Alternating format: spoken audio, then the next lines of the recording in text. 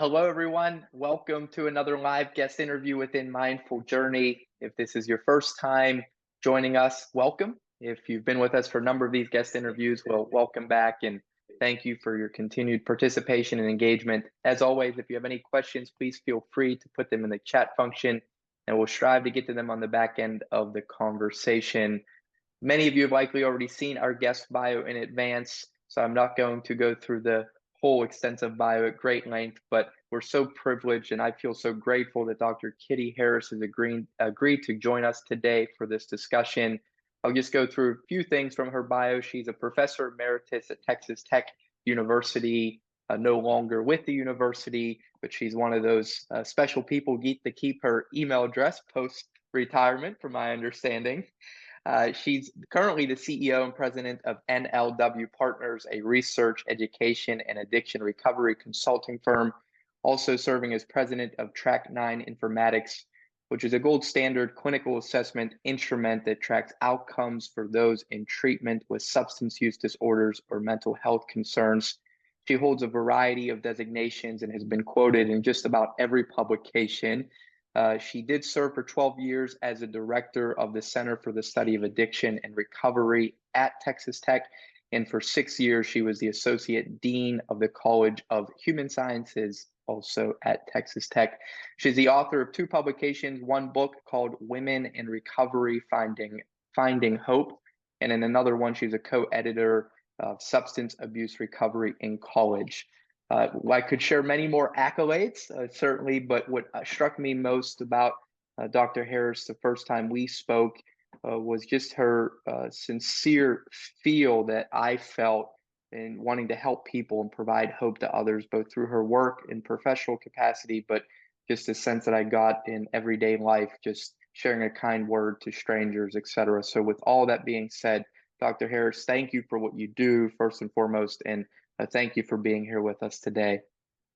Oh, you're welcome, Adam. Thank you for your kind words. I appreciate that. I have been truly blessed and given so many great opportunities. I'm very grateful for that the most. Yes, well, thanks for, that just speaks to, again, exactly what I'd said. So thanks for sharing that. And I'd love to, just for folks listening in who may not have a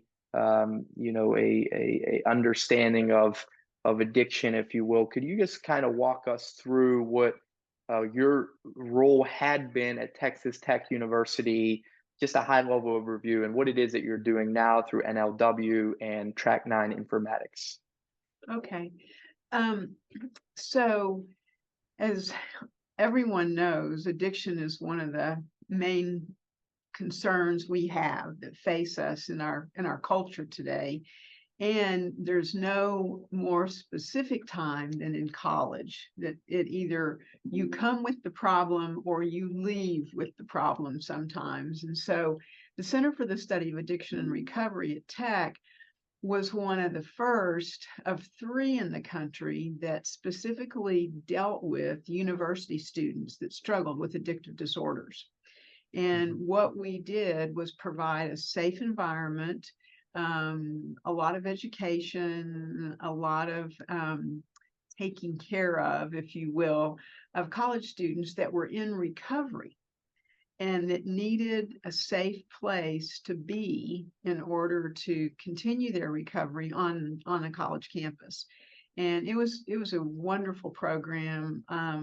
I loved it. Dr. Carl Anderson started it at Texas Tech, and I was the second director and was able then to replicate it. I was very lucky and fortunate to meet some people and make some friends in Washington, and was given a grant through SAMHSA to write a curriculum for the substance abuse program like we had at Tech, and then replicate it around the country.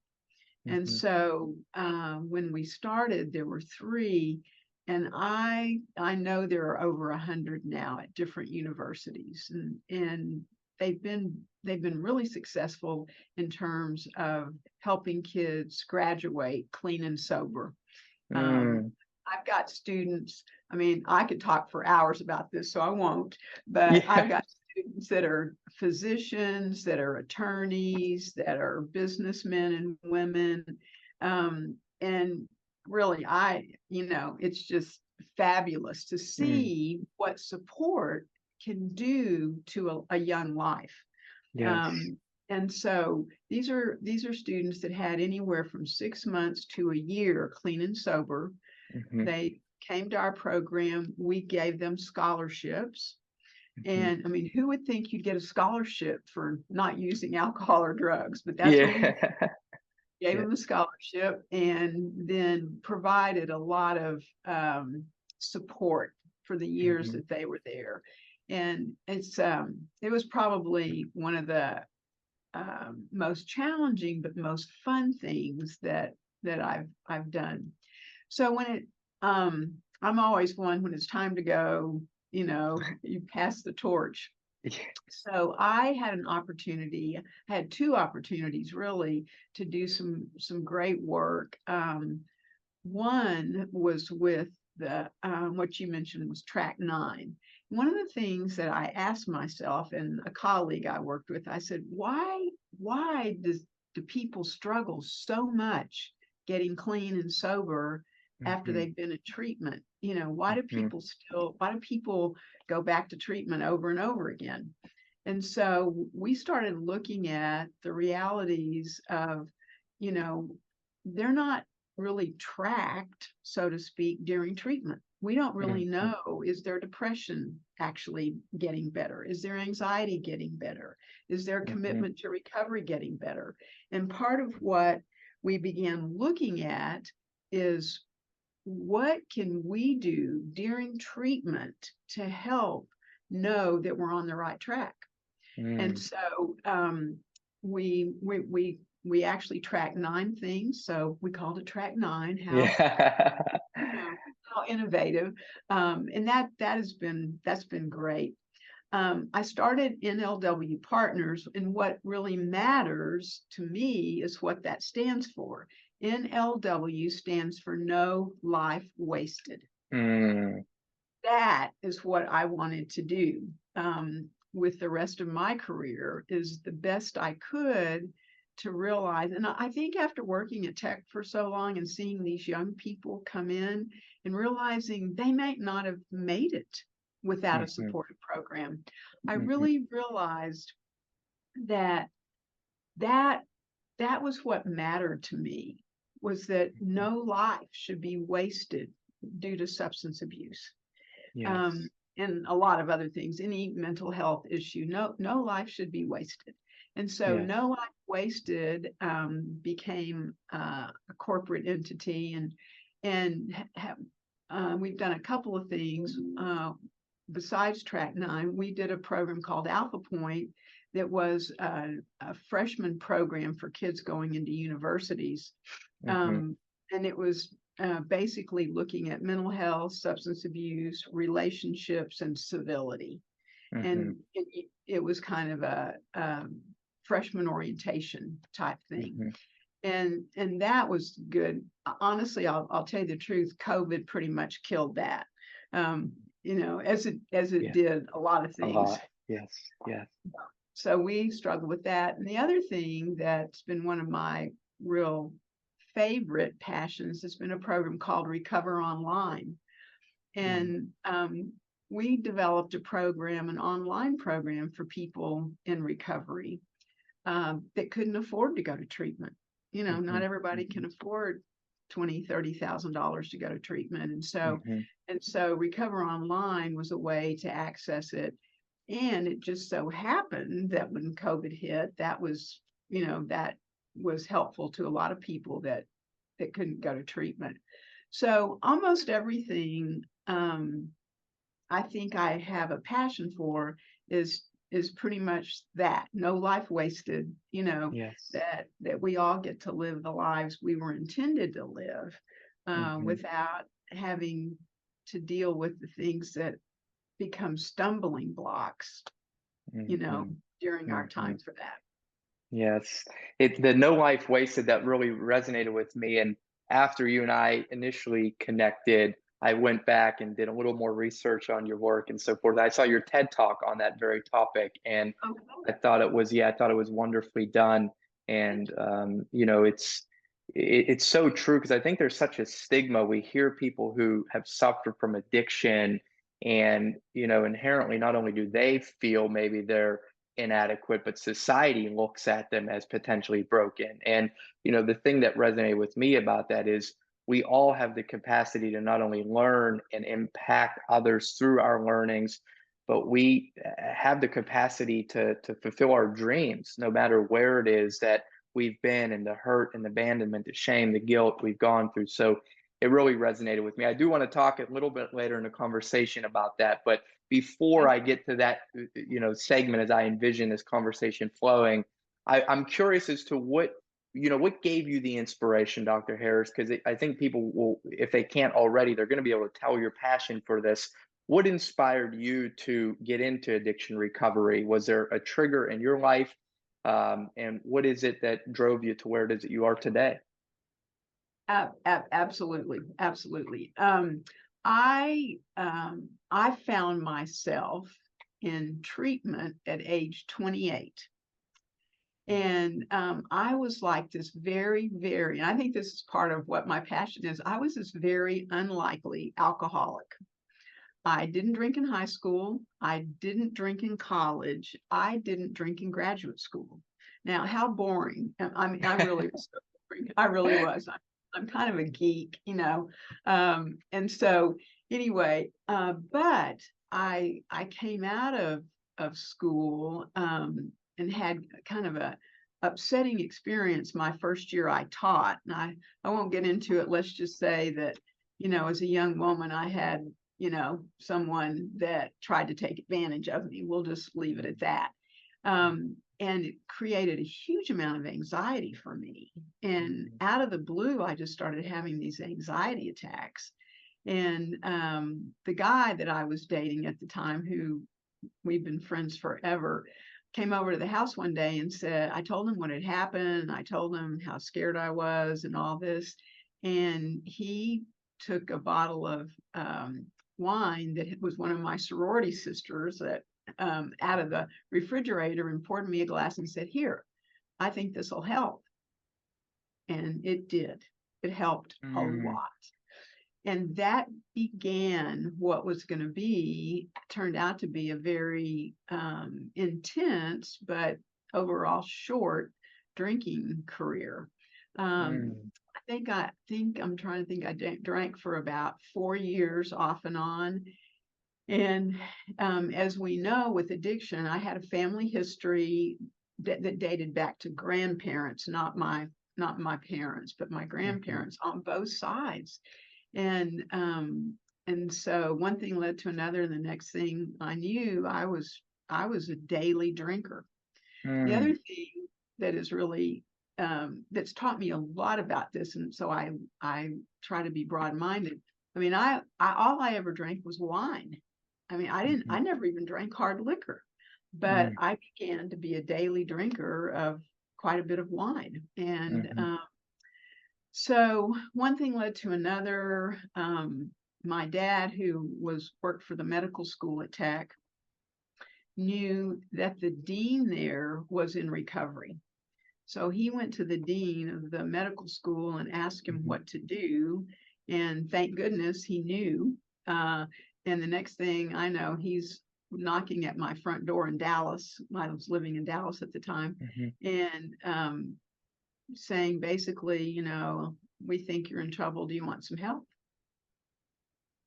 And it was as simple as that, and yet as complex as that. So here he shows up at his daughter's apartment, who's never ever even been in trouble. I Yeah. mean, you know, nothing had ever happened to me that was bad. You know, Mhm, I was mhm, working full time, and you know, but I was also drinking full time. So mhm, anyway, I I said, yeah, that I wanted some help because I was pretty miserable. I was supposed to leave that fall for Penn State to do my PhD. mhm, But instead of going to Penn State to do my PhD, I went to treatment. and I spent 4 weeks in treatment and then got out. And the treatment team recommended I did not go to Penn State because I didn't have any support up there, but I had support in Lubbock. So Yep. instead, I went to Texas Tech and got my PhD there, which was great. Turned out to be the greatest thing ever because it launched all the other opportunities that I had. So my passion, honestly, Adam, comes from my own personal experience. And I think in some ways, I feel sorry for people that have to go through so much, because I didn't really have to go through that much. I was one of the lucky ones, that I had people that, were intervened early and helped me. And, Yeah. I was the youngest person in treatment when I went when I went to treatment. I was only one of two females. Wow. And that's the way it was back then. That was Yeah. 1979. Yeah. And that's what addiction treatment looked like, back. Mm, So it mm. was, that's a long answer to your question, but that's where my passion has come from.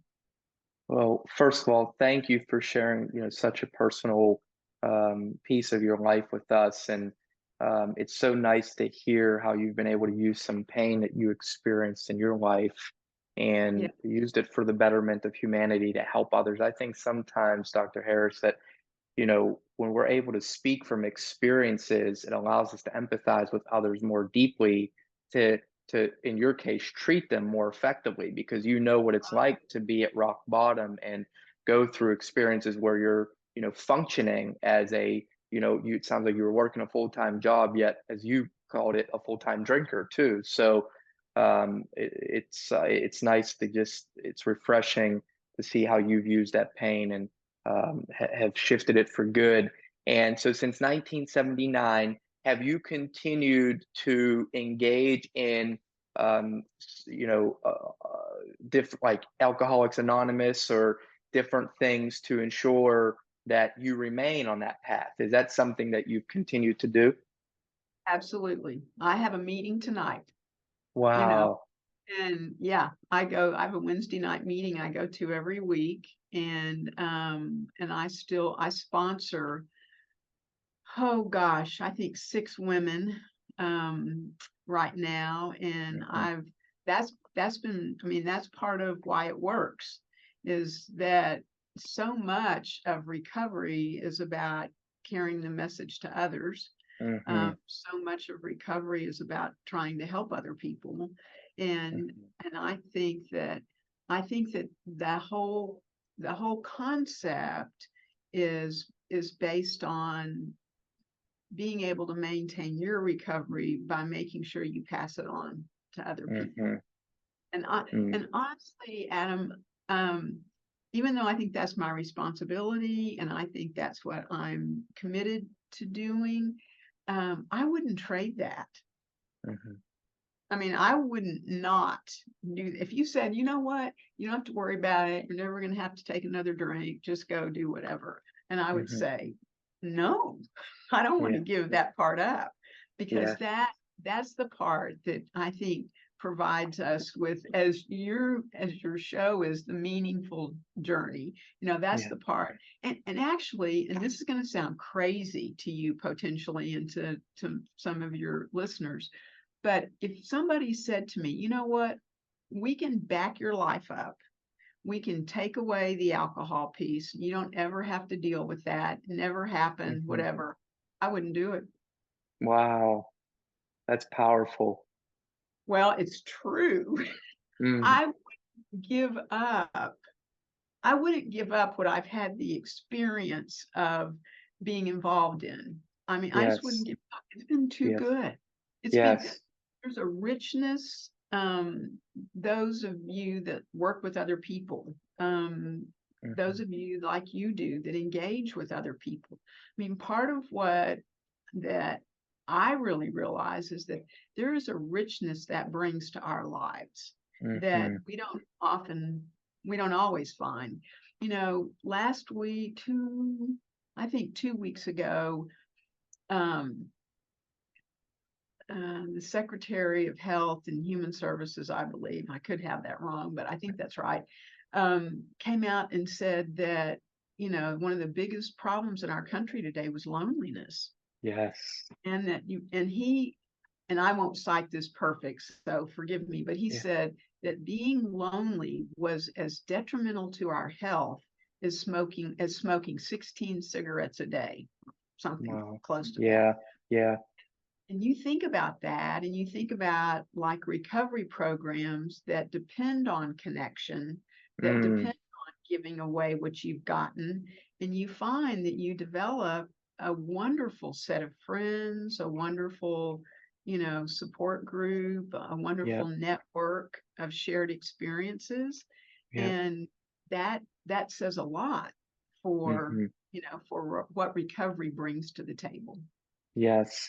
I did hear what you're mentioning. That was just recently. I think it was a general surgeon, if I'm not mistaken, who mentioned that the loneliness and COVID certainly I think brought on some of that loneliness, and people got so isolated that maybe they found it hard to reconnect with others or in a depressed state now. And I know when I have felt in my past where I'm not necessarily doing well mentally, that I want to be isolated and by myself. And in those moments, I think, and that's part of Mindful Journey, our mission, it's normalizing the tough conversations to let people know that it's not, it's okay to not feel okay, but it's never okay to just suppress that feeling by isolating and becoming reliant on alcohol, etc. Because we can seek community and support and friends, and more often than not, they want to help because it provides them purpose too, just as it has Ah, you in your life. So absolutely. And that yes. that is one of the real, I think, exciting parts of recovery is that it gives you a sense of purpose. It gives you the Hmm. opportunity to be with other people. It really allows you to flourish in a world where sometimes there's not a lot of opportunity to flourish. Hmm. And Hmm. that I think that's exciting. And Hmm. I'm like you. I think that not talking about it or not owning it or not, um, cuts you off from that opportunity to experience something. Definitely. Yeah. Definitely. What do you see from your so many years of experience and research? What are you seeing as some of the contributing factors or triggers that lead to addiction? And when I'm thinking addiction, because I know that's broad, right? We can be addicted to coffee and it might not be as detrimental as addiction to alcohol. So, what are some of the common triggers? Okay. Well, you're going to really probably regret that you asked that because I might get on one of my rants. We're Uh, ready for it. We're ready for it. Uh, One of the things that I have thought a lot lately, I think there are a lot of triggers. I think this isn't the rant, but I think social media is not a positive thing, especially for kids. Hmm. I think that there are so many reasons why, but I think there are, for kids to be too involved with social media cuts them off from connecting. And there's a lot of different places. Addiction is called a disease of isolation, and Mm. I think that that is so true because you find comfort in the bottle or the Mhm. drugs or and so I think that allowing kids too much social media develops that that concern. And my specialty when I first went into practice, my specialty was adolescent substance abuse, and I Mhm. had a waiting list. And this is a long time ago. Mm. I worked at a hospital that had an adolescent substance abuse wing, and that's all we did Mm. were treat adolescents who had substance abuse problems. And that Mm. was in the 80s. You can imagine Wow. what that looks like now. So I think social media has contributed to that. But now for the rant.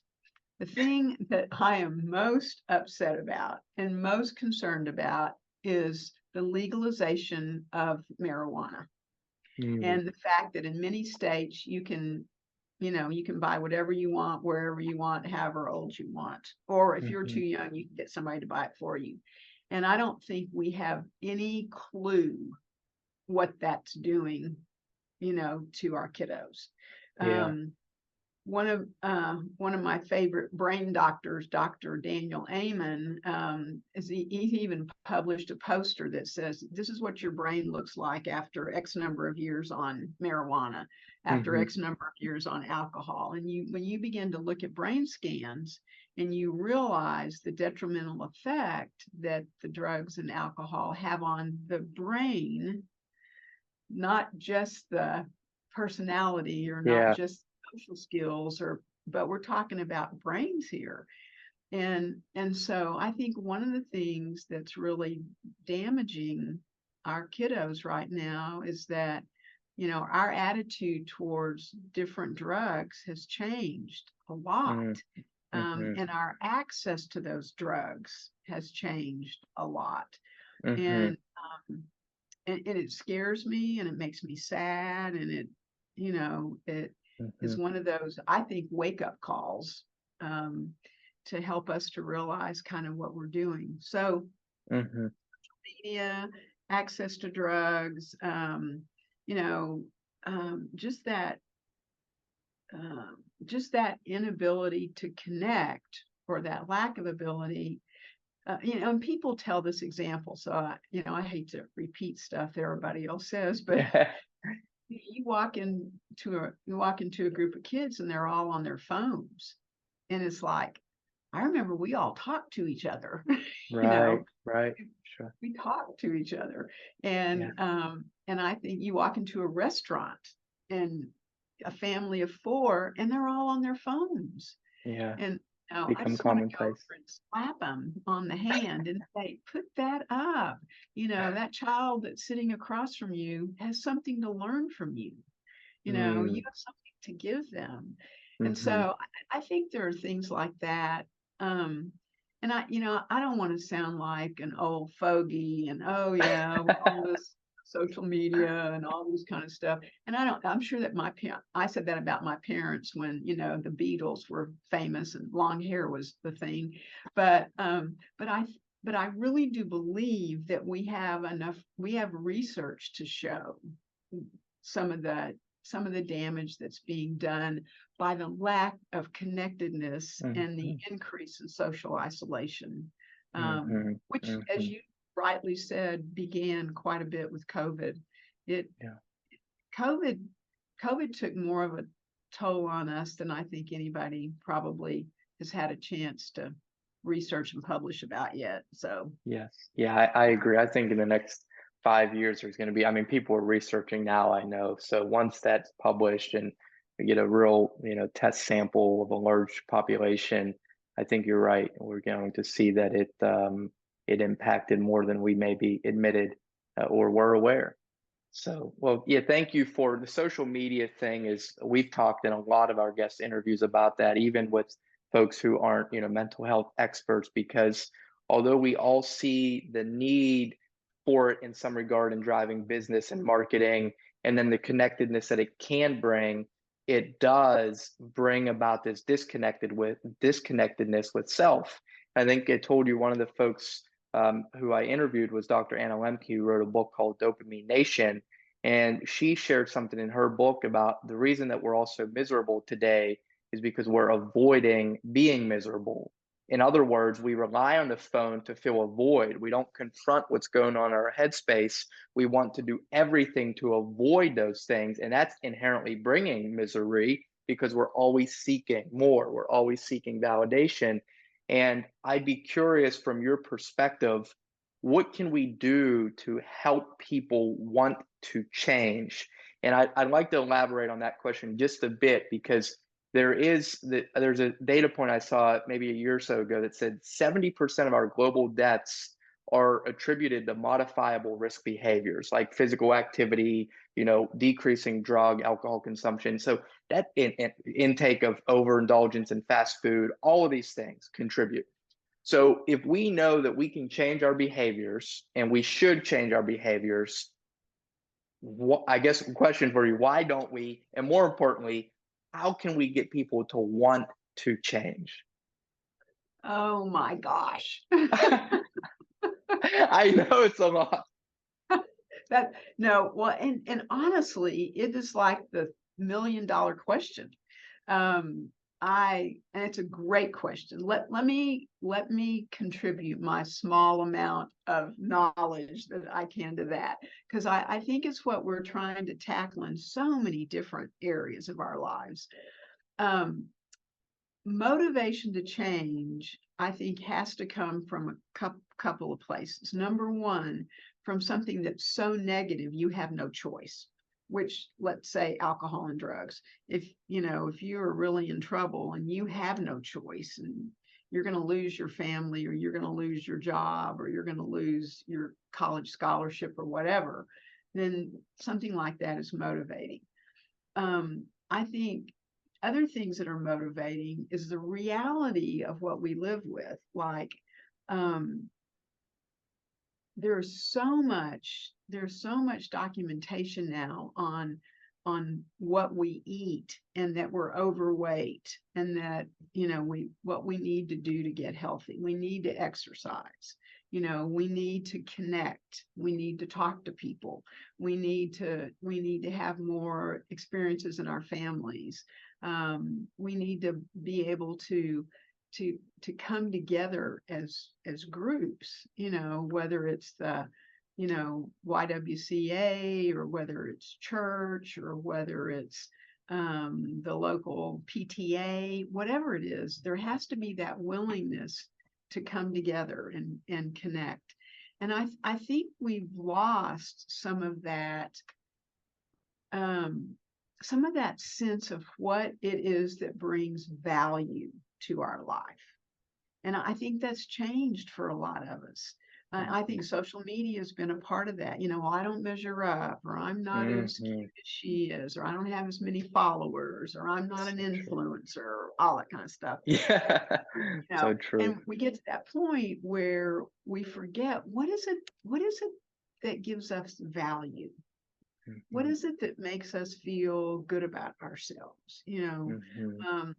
I like to exercise. I go to a spin class Monday, Wednesday, and Friday at 5 o'clock in the morning. And that sounds ridiculous. It sounds ridiculous. I have to get up at 4, but do you know that has brought value to my life? Because I get up and I do it. Yes. And it's that sense I'm trying to contribute to the betterment of my health. And I read all these books on what are the best foods to eat, or how, those kind of things. How to live longer. I'm one of those people that, because I think there's value in life. I mean, I want to live longer. I don't want to retire. People ask me all the time, when are you going to retire? And it's like, I hope I'm not, Yeah, sure.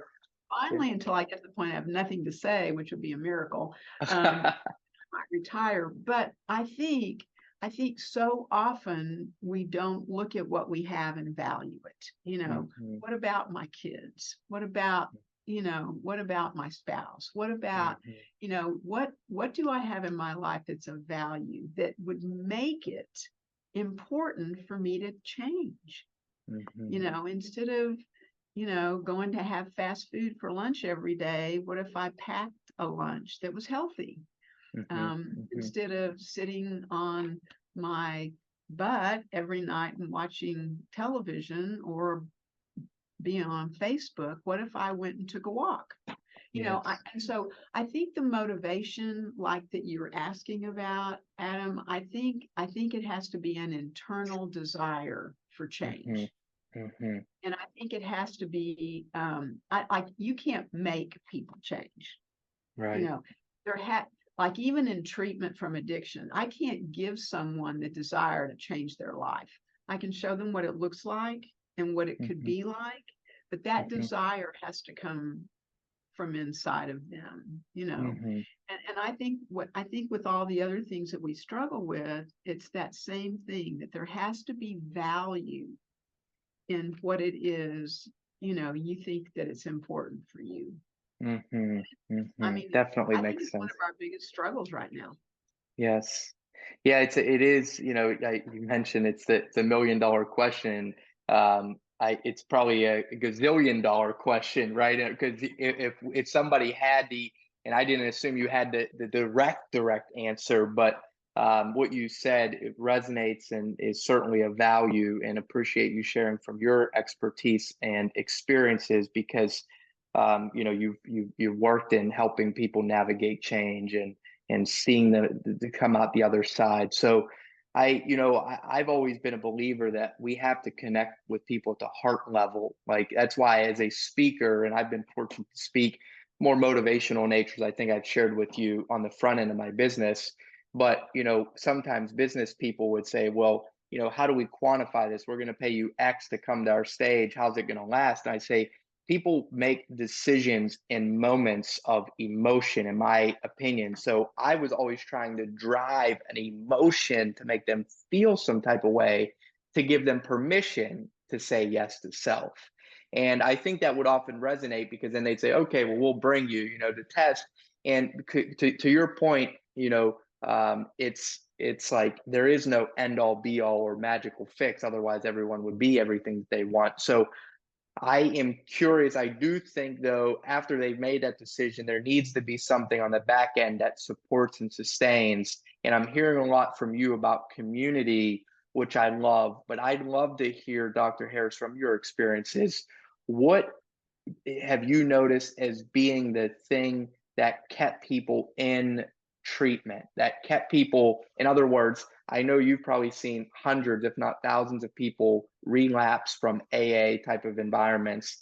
What is the thing that you would narrow in on as saying, you know, Susie and Johnny, they stayed in recovery, and then these two folks or three folks ended up relapsing?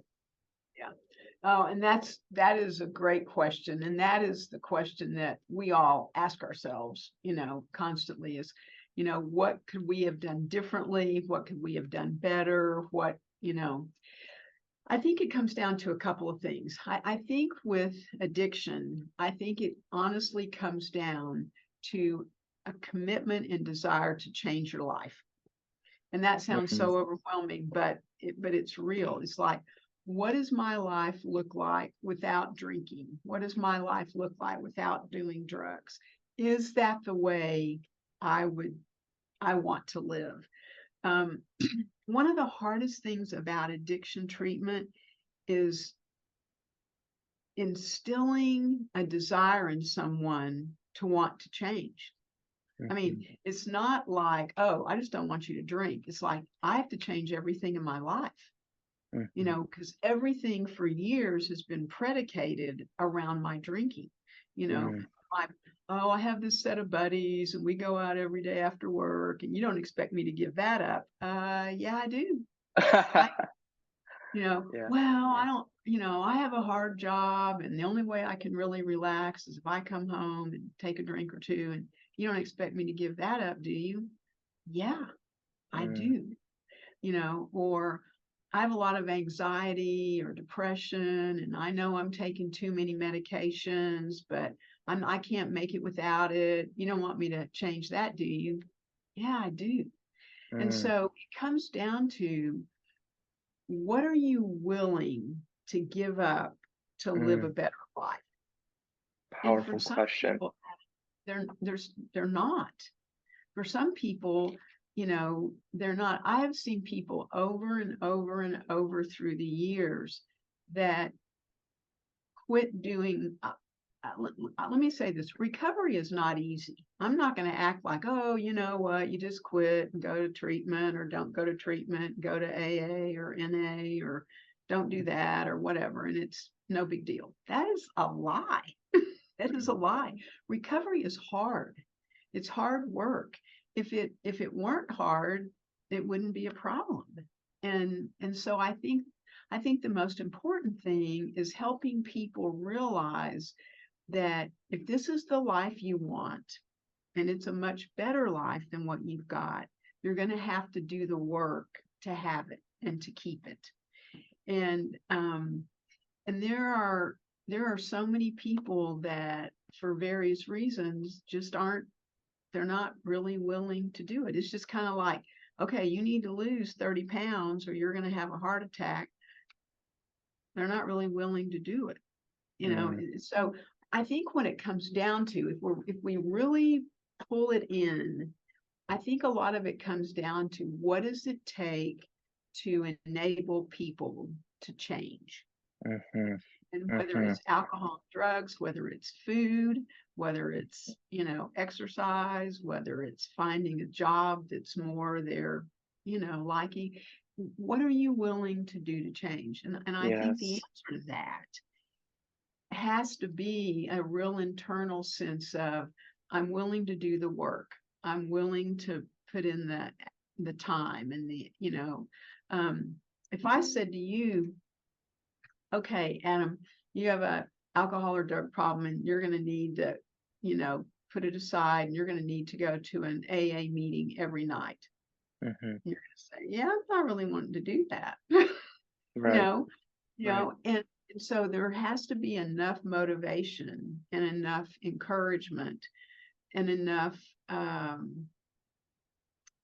I would say, desire to live a better life Mhm, mhm. to encourage people to do it. I've seen people leave treatment, and never come back and not live much Wow. longer. I've seen people get in trouble with alcohol or drugs and go to jail and be in prison. Yeah, yeah, And I mean, when you look at the consequences and you look at what it takes to maintain recovery, maintaining recovery is a lot easier than dealing with the consequences of not doing it. And yet, so many people still find it difficult to make that commitment. yes, yes. That's so powerful. All of what you just shared. One of the questions that resonated with me is, what are you willing to give up? And I'd like to go off of that right now because I think there are probably some listeners on here who may not be dealing with these life-threatening type of addiction, wherein if they have another drink, it could be the end. So for the everyday individual who maybe finds comfort in a overindulgence in chocolate or an overindulgence in coffee, which, by the way, coffee is probably my one addiction, Dr. Harris. I might need to come and seek your Okay. services. But that is in and of itself an addiction. And when I'm painting a little bit of an embellished picture here because it's not like I'm having it at 11 p.m. But I'm saying this to ultimately ask if there's someone on here who's listening who's wanting to make a change in an area of their life that may not be perceived as an addictive behavior, do you have any recommendations for them to get through so they can live a more, fulfilling life as well?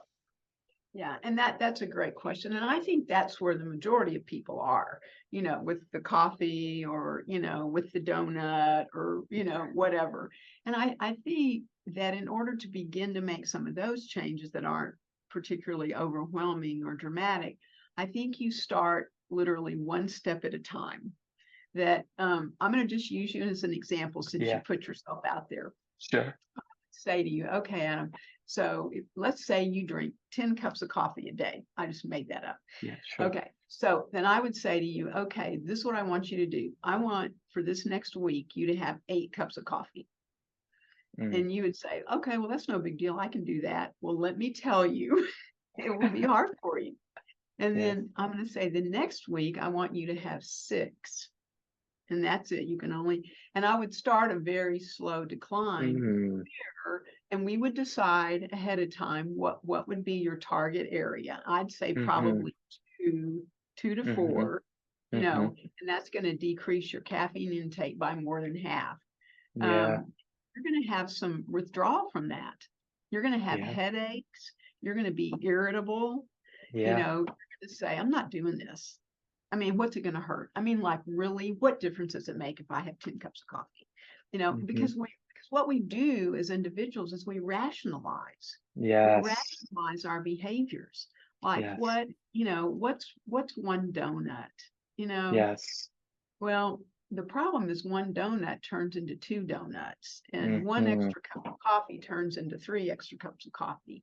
So you have to start, you have to make a commitment to yourself, and that's where it starts. Mm-hmm. You know, I'm going to make a commitment that this is what I'm going to do this, and Yeah. write out a program and begin to do it, or visit with somebody, a friend, you know, a pastor, or somebody that can hold you accountable. And Mm-hmm. I think that's one of the probably the next most important things, besides the willingness, which is number one in my book. Mm-hmm. The Mm-hmm. second thing is probably accountability. Who are Yes. you accountable to? You Mm-hmm. know, is it your wife? Is it one of your kiddos? Is it one of your Mm-hmm. best friends? Is it your pastor? Whoever it is, you know, there's somebody that you're accountable to, that keeps you, you know, on track. In AA, we call them sponsors.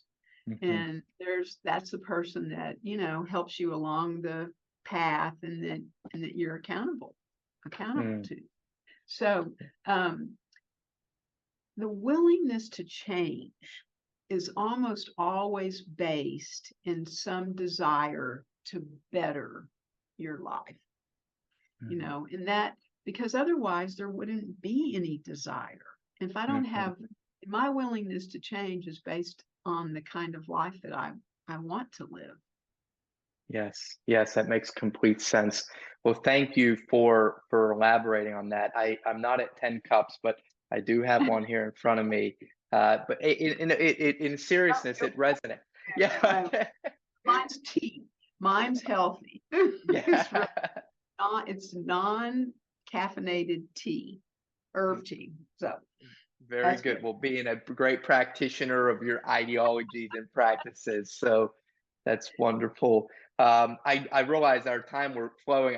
I'm locked into what you're saying. I haven't realized we're closing in on an hour, so I'd like to get just a little bit more um, granular, maybe with a leadership perspective, because we do have some folks who, if they're not on now, probably will listen on demand, who lead teams inside organizations.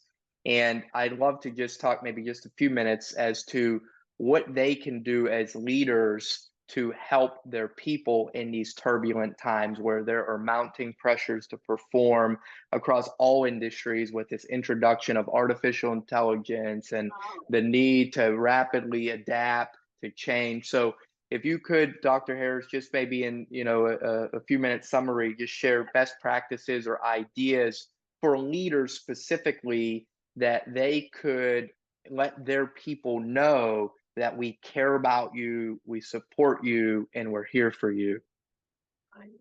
That's great. And that's a great question and perspective. I think the most important thing um, is that they find a way to express their willingness to help and to take the shame out of it. Mm. So people struggle, and this is why I think we have such a big mental health crisis, is that we have built shame into not feeling good. Yes. We have built shame into not being okay. We Mm. have built shame into the normal experiences we have as human beings. And I think what leaders can do to change that is, number one, to pull that shame out. And the way you do that is by taking your group and saying, I know that all of us struggle with depression sometimes. I know that all of us struggle with different types of anxiety. I know that, and just to normalize those behaviors and find a way to make it an open topic. I mean, leaders have such a great opportunity to give people that they work with a venue to talk about some of those things and not be ashamed about it, and not try to hide it, and not try to be embarrassed, and not, I mean, if you look at, and this is sad to me, but it's true, and I've seen it in so many different arenas, is that we're not encouraged to share what we're feeling unless it's at the head level. Well, I find that to be very upsetting or disturbing. No, we're not really encouraged to say, I'm struggling right now. You know, I've So been on true. all these sales calls and I can't get anybody interested in this, and I don't know what I'm doing wrong, and it's making me feel bad about myself, Mm, as a person. And I think leaders can open up venues where it's safe to yes. talk about the struggle, and there's no shame involved, and there's no harassment involved, and Mhm. it allows people to be open and honest. And I um John Maxwell, I'm actually, my husband's a real fan of his and has done some of his stuff, but so I hear stuff that is on the Yeah. side that he's playing, or listening to, and he seems to do such a good job of that, of just Mhm. opening things up to be able to say, this is who I am, this is where I am, this is what I'm Mhm. struggling with. I could Mhm. use some help. Yes. And I think the ability to allow people to ask for help is a great leader, without Yes. being ashamed or being um feeling like you're being put down or anything like. Yes. Yeah. No, it definitely creates trust in a culture. If I, as a leader, can talk about my flaws and shortcomings, it almost inherently gives you permission and grants you permission to do the same, because now we're in a safe space where it's a judgment-free type of environment. And I Right. think that's very powerful for us to hear.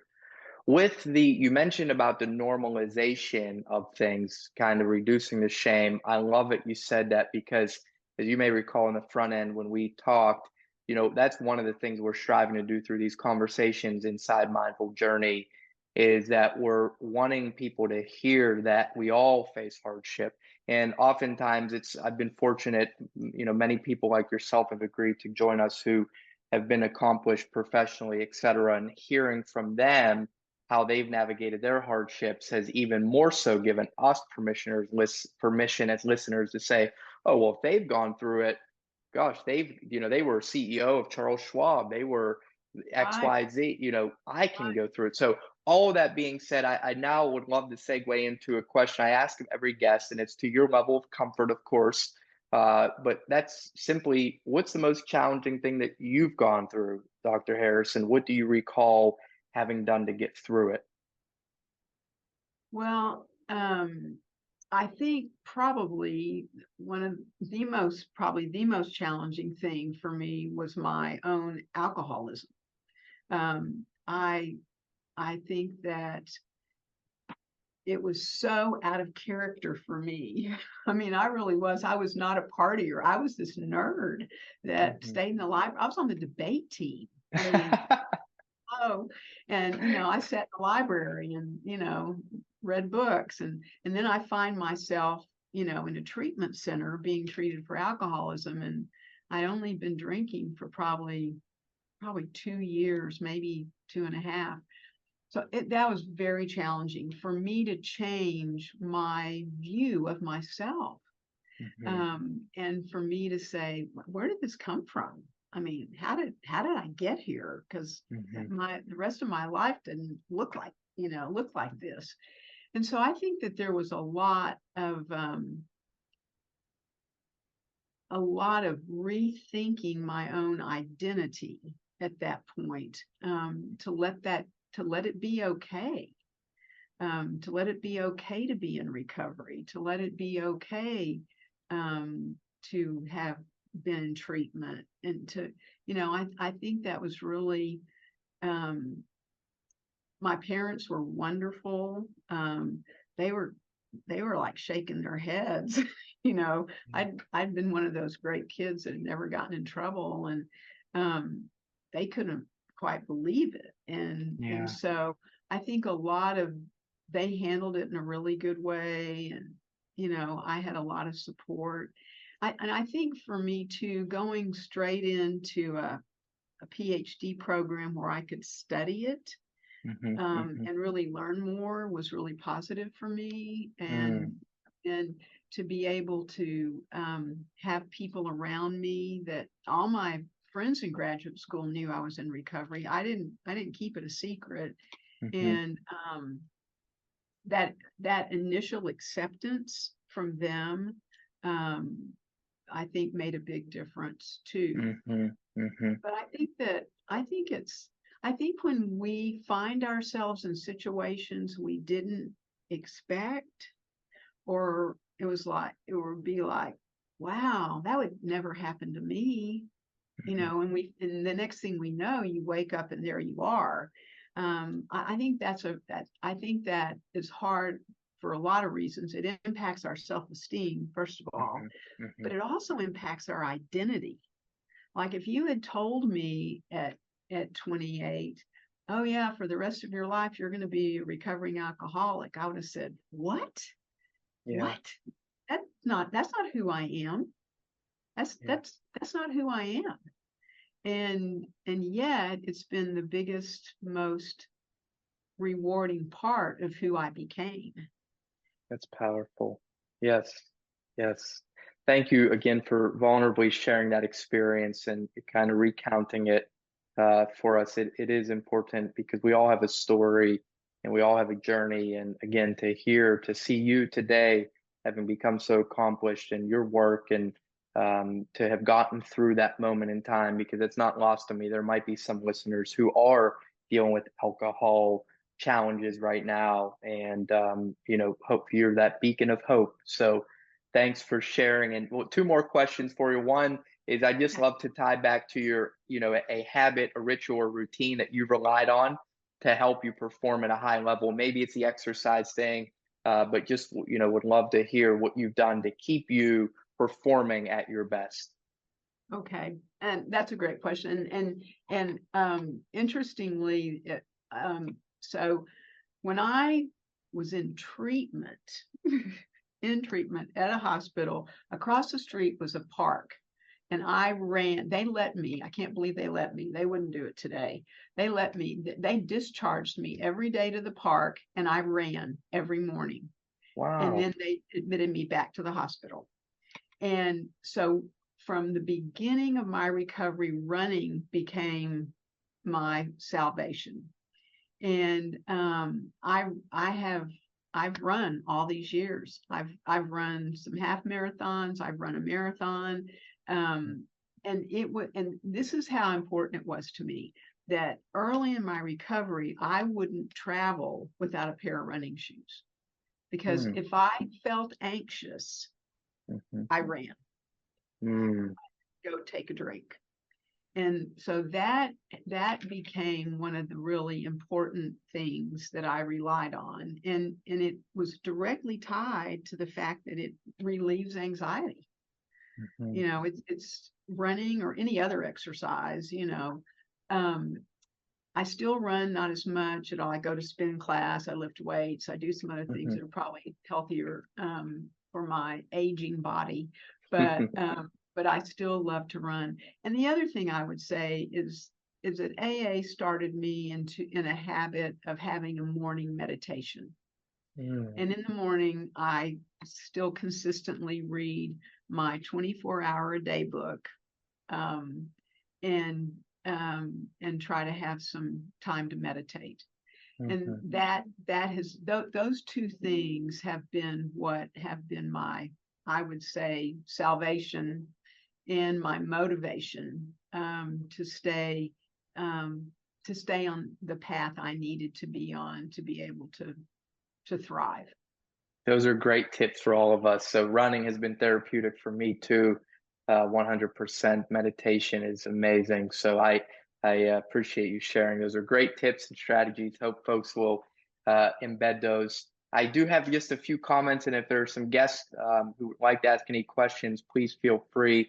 I know these look like questions. I got one comment saying, "You have such a cool personality, Dr. Harris." That was early on, Thank and you. community Thank you. community. Yeah, yes, I echo that.